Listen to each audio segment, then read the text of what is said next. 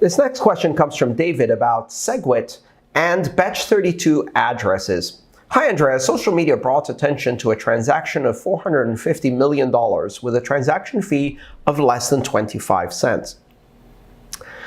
A block explorer highlights that the transaction fees in this transaction were 30% lower by using SegWit, meaning, to clarify, David, that means that if this transaction did not use SegWit in its inputs, then it would have cost 30% more because it would have been 30% bigger in fees.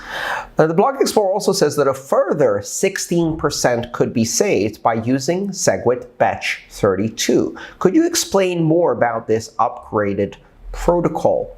So SegWit Bech32 isn't an upgraded protocol, it's simply a different address format, and let me explain what's happening here. In order to make the transition to SegWit more comfortable, an interim address proposal, which is wrapped SegWit addresses, was used. And what that means is that rather than having the native SegWit addresses, a lot of wallets use SegWit where they wrap a SegWit address inside a pay-to-script hash address. So you'll see this online, for example, referred to as P2SH and then in parentheses P2WPKH. And what that means is P2WPKH, which is pay to witness public key hash, which is the SegWit address, in parentheses wrapped in P2SH, which is pay to script hash. An address that is like that, a SegWit address that is a wrapped SegWit address, starts with a 3, and that's a script address. It's a traditional Bitcoin script address that has existed since 2012, since P2SH was introduced. And inside the script that's actually wrapped is a SegWit script.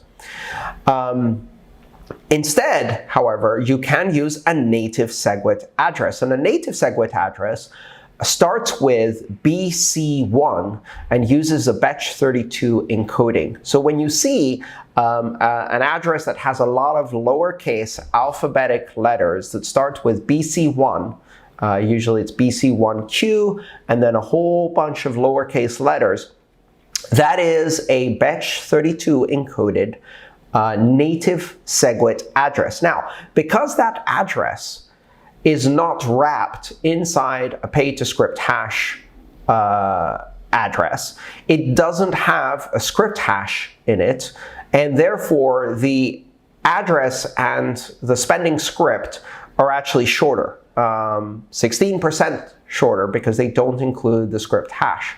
And so when you spend from money that has been sent to a native Bech32 SegWit address instead of a wrapped P2SH SegWit address, it costs 16% less because you have 16% smaller transaction because the inputs don't have the full script hash in them, but they immediately go to a native SegWit address. Of course, in order to do that, you have the other problem, which is many wallets don't support native SegWit Bech32 addresses yet.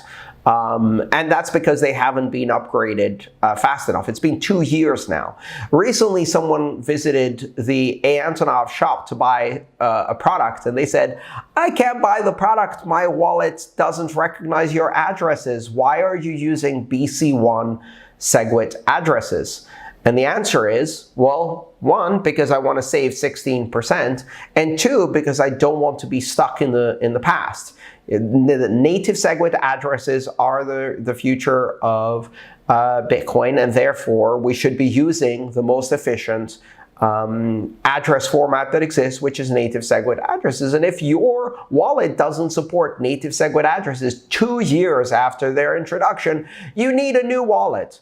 And so part of my motivation of using those in the shop is so that I can go back to customers and go, hey, you need a new wallet. And that's why you save 16% of space.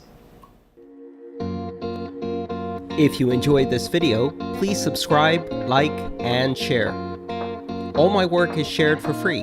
So if you want to support it, join me on Patreon.